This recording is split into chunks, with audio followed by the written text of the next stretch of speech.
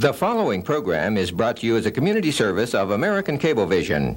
Any reproduction or rebroadcast of this program without express written consent of American Cablevision is strictly prohibited.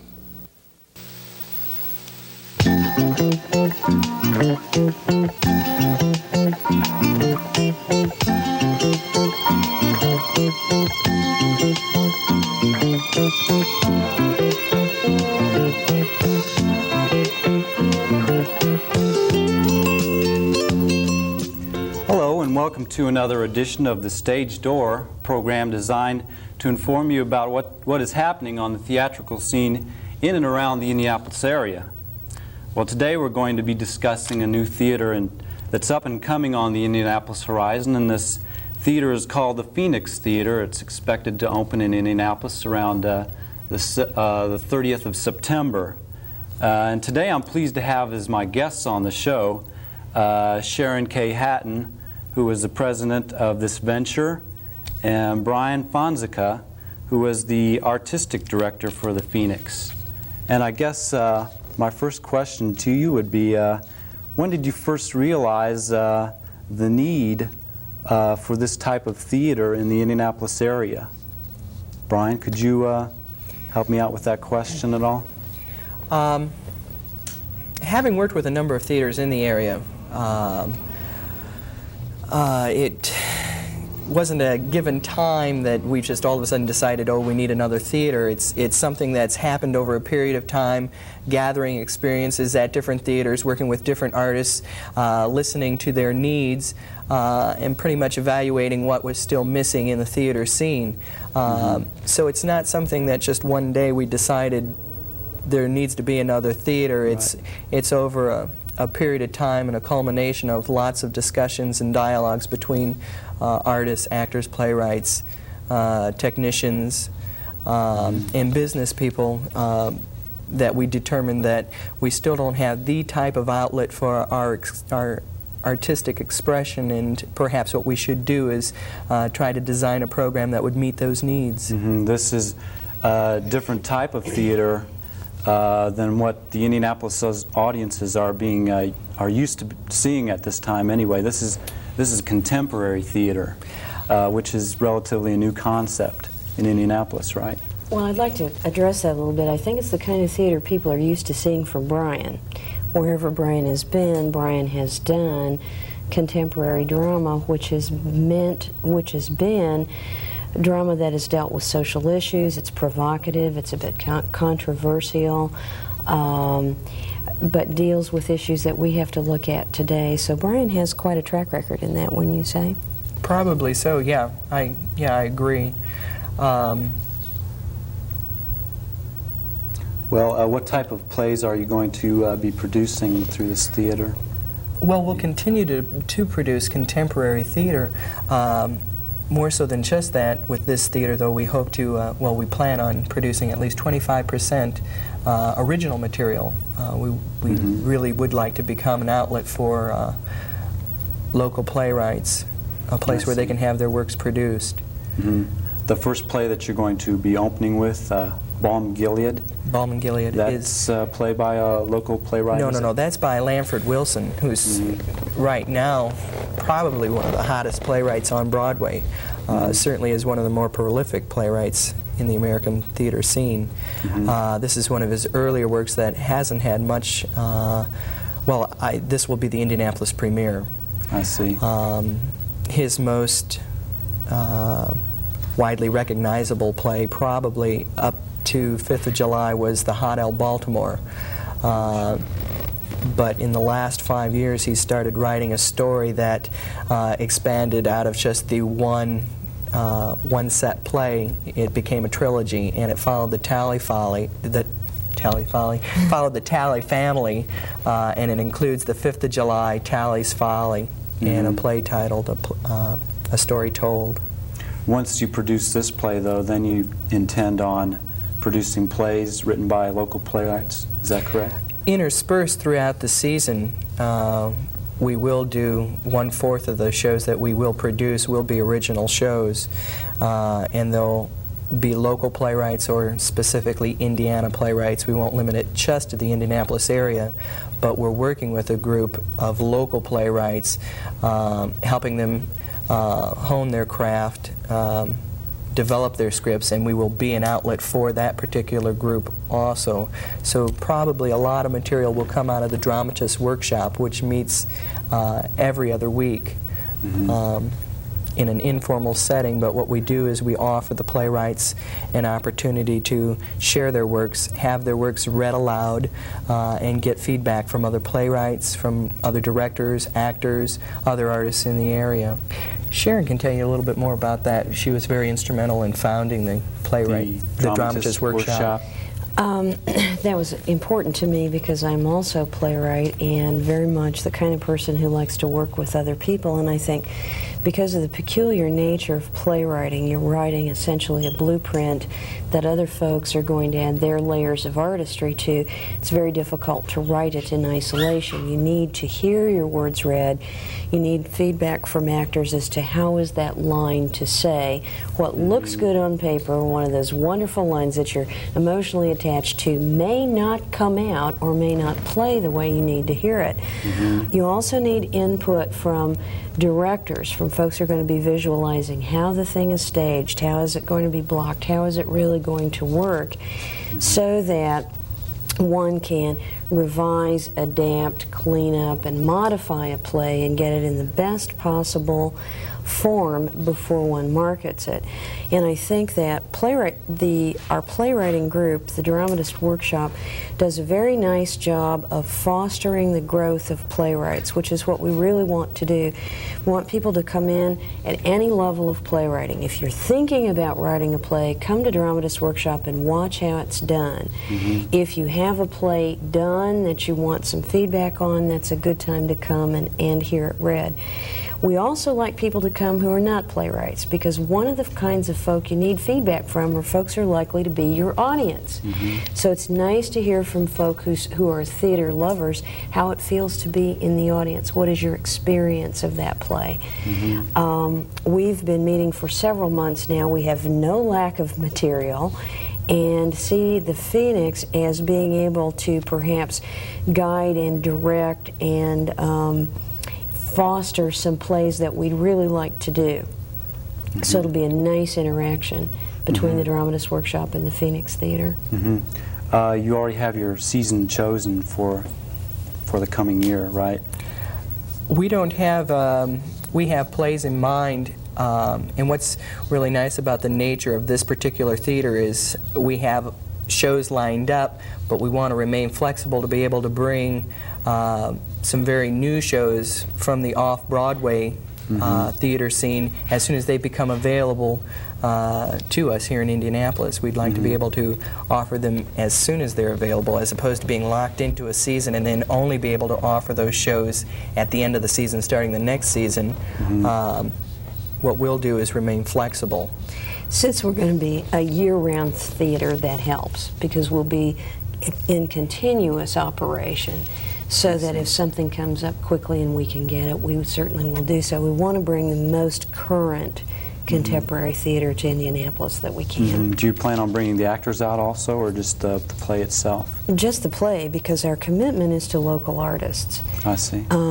There's a fine pool of excellent acting talent in this town, actors who want to work here and who perhaps have other jobs, don't want to go to New York, don't want to become necessarily a professional actor, but they want the very best professional experience they can get without leaving home, and we think the Phoenix can provide that.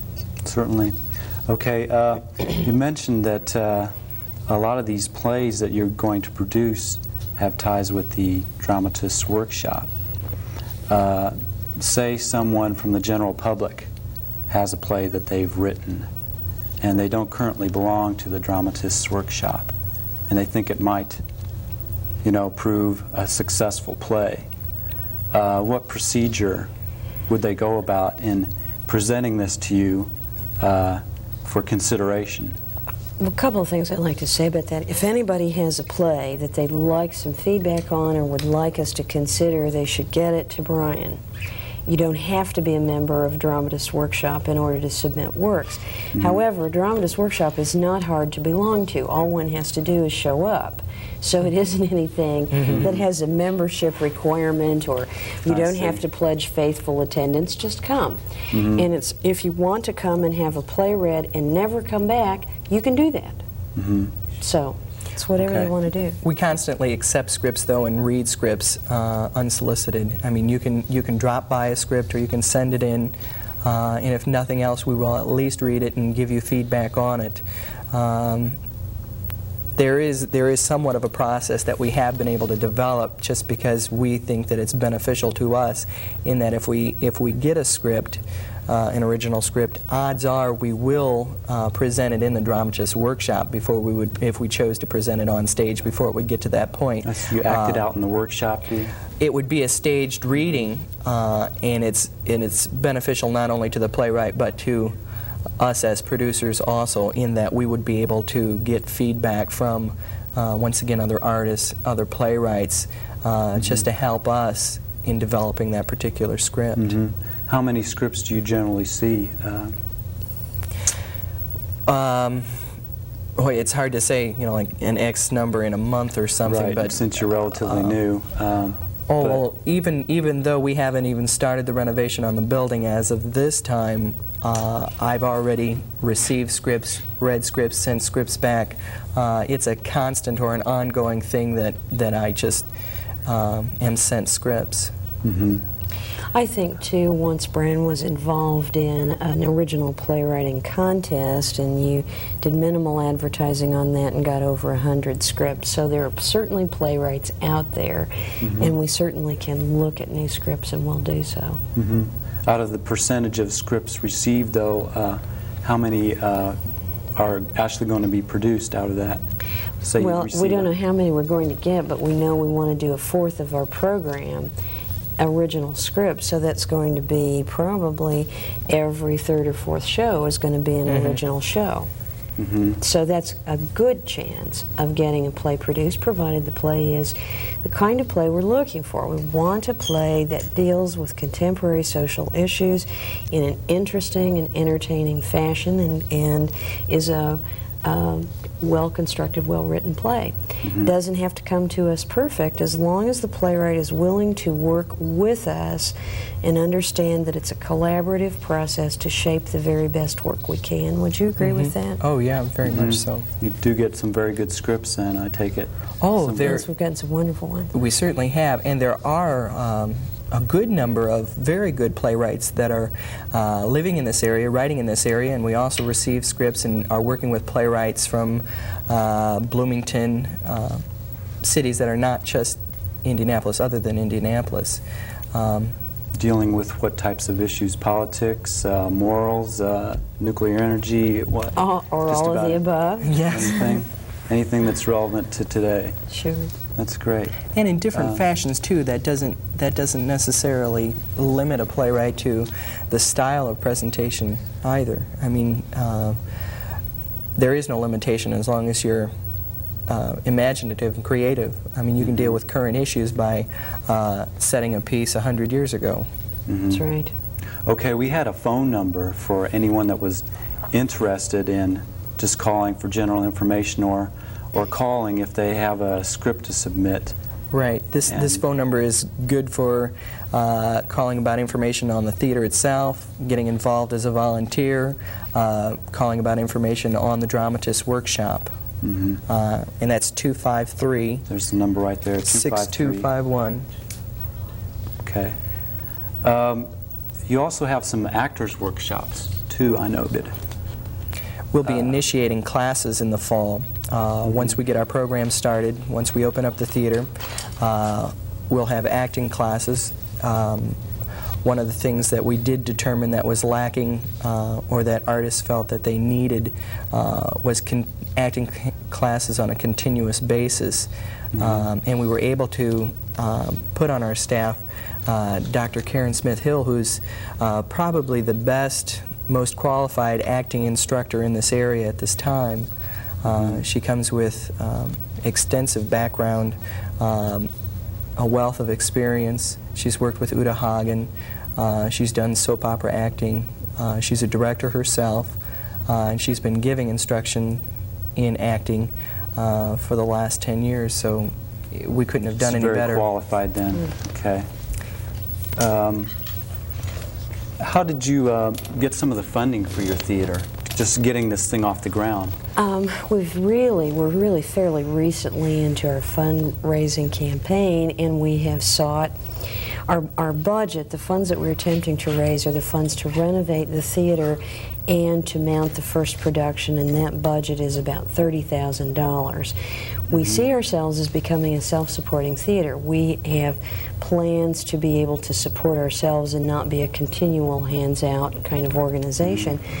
So what the funds we're trying to raise is simply for that first production to renovate the theater. We've been looking for corporate contributions, we've been looking for individual contributions, and our pace setter gift came from Mr. Dick Litton of American States Insurance. American States gave us $5,000 as an initial gift, and we have received other contributions and are continuing to seek and receive those. $30,000 is a nice figure to start with, because that is a manageable figure, and when you see that that's all there is, that's what we're trying to raise. It's an interesting fundraising project.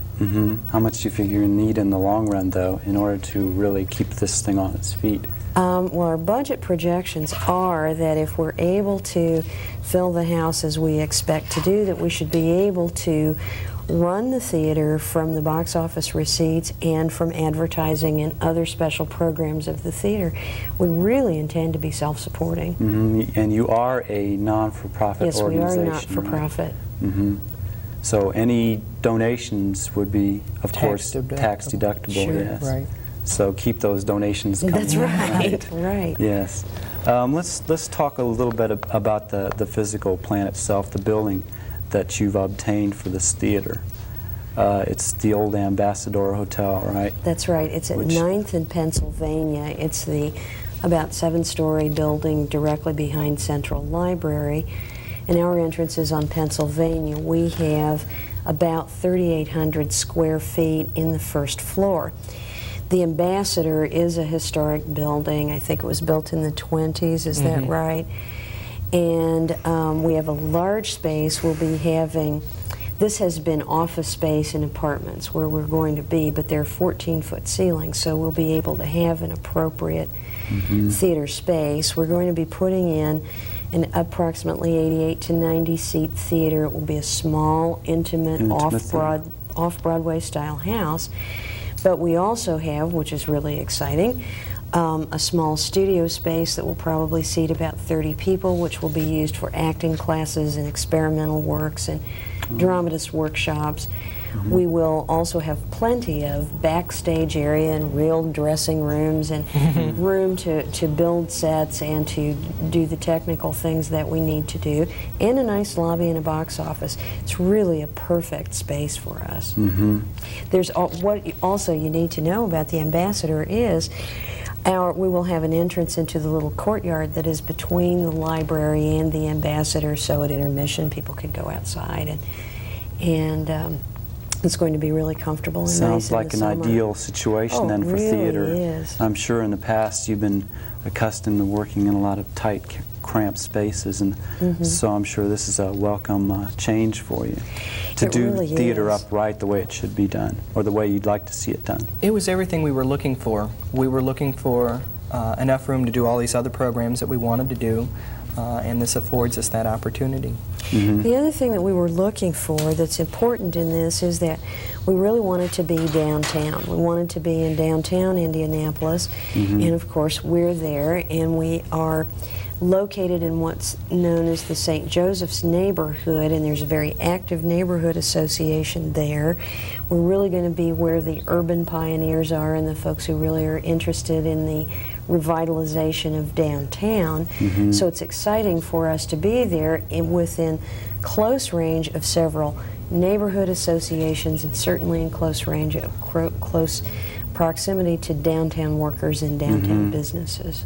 A lot of people in that area have expressed a desire to participate in volunteering as well yes, as we've heard in from, the staging heard the from productions. people who want to, sure. And we're really great. excited about that because we want to be a part of the neighborhood. We really want to be the neighborhood theater. Mm-hmm. Great.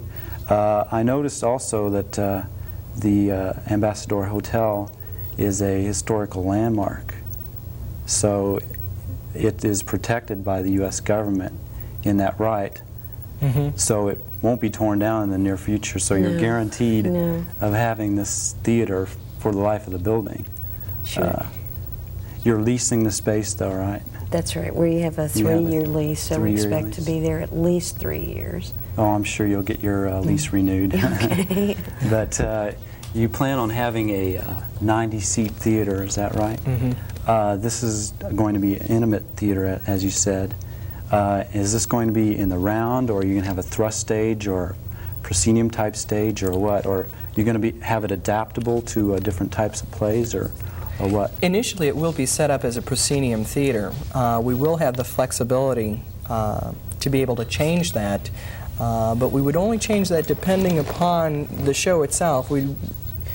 I don't think that you do innovative setting just for the sake of being innovative. What you do is what best suits a particular production. If we choose that something with an alley configuration is the best for that particular production, well, then we'd certainly go ahead and do that. Or do things as a thrust, or do things more in the round. But it would depend on what the show is. Certain types of shows lend itself more to other type settings. That's what you're trying to say, right? Very much so, yeah. If you have a large cast, of course, you couldn't use a small intimate theater. You'd have to use something like the Thrust or whatever. Well, I think it really depends on how the work is done. And Balm and Gilead is a large cast play, for example, at least large for us.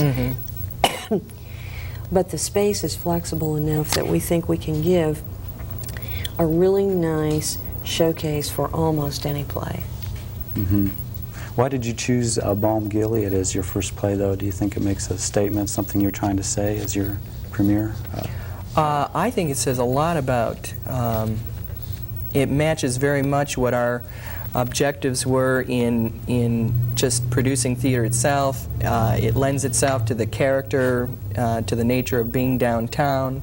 I believe in Lanford Wilson as a playwright. I really like the story itself. I think it's very entertaining, and it's very exciting. This particular show is everything that I think theater should be. It's very involving. It's a well-constructed play. I like the issues that it's dealing with, and it's a very exciting story. I think it's the perfect piece for us to open up with. That's going to be for your evening performances, though, right?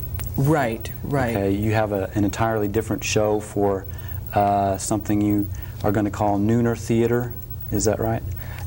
We would have different shows running than what we would normally present in the evening. Our normal theater fare would be presentations of full-length plays, with the possible exception of an evening of one-act plays.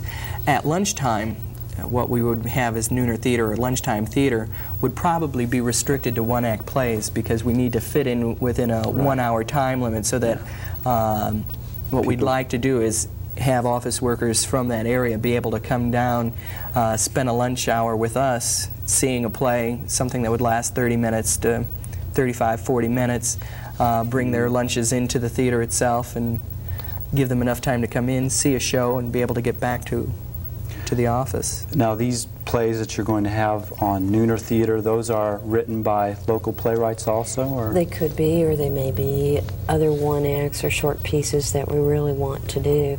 I think nooner theater is a good place for a new playwright to break in, to develop something specifically for nooner theater. I also saw that you intend on doing some plays in segments, like Monday through Friday, do a different act each day. And that way you could catch a whole play over the course of a week. Well, that's an idea with the lunchtime theater. Right now we're still developing exactly what we want to do, and we have the flexibility of doing something like that where we'd like to experiment in doing things in a serial form. And that's a good outlet for developing specifically an original script. Well, it'd also be fun if one becomes interested in characters that appear in a one-act play to sort of follow episodes of that. I think you could develop a loyal audience who would like to come and see the same. Good way to keep them coming back. That's right. That's right. Okay. I noticed that you need a lot of volunteers also to help really get this thing off the ground. That's right. You need volunteers not only to help with the production of the plays, but actually just getting the building itself in the state where you can start presenting the plays around the first week of October. There's much to be done right now, I'm sure. And so those volunteers can call that same number we just had up earlier. Can you tell me at what state the building is in right now? Well, we're not planning on demolishing immediately. We're going to start our demolition in about 2 weeks, week and a half to 2 weeks. So the state that the building is in is that it's ready to have the walls knocked out and begin our renovation process.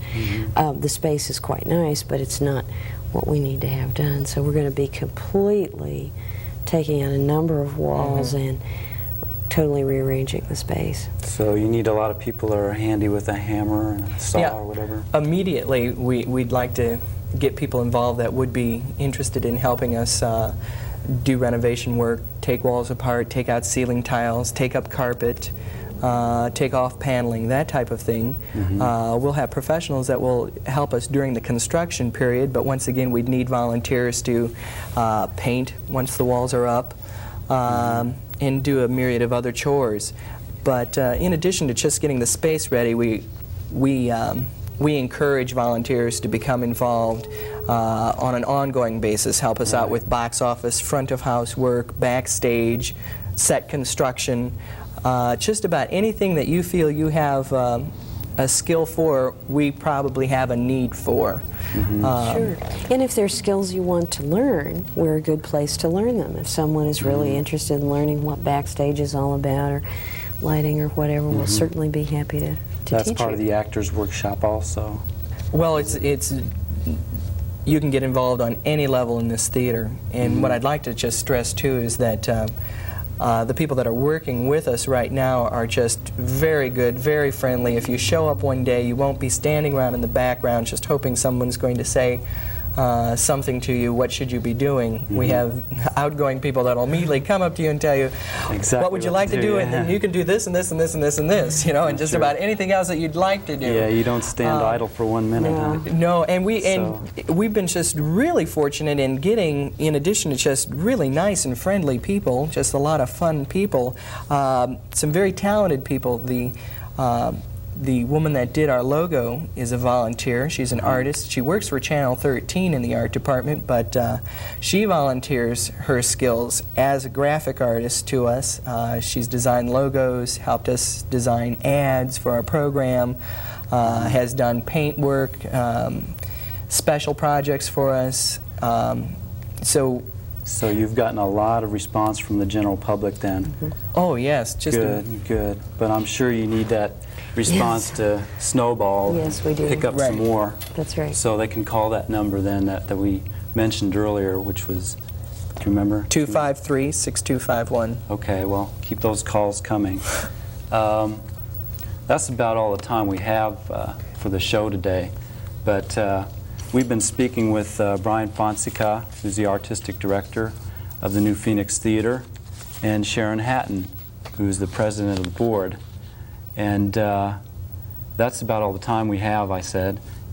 Please join us again when we have another edition of The Stage Door. Thank you for tuning in.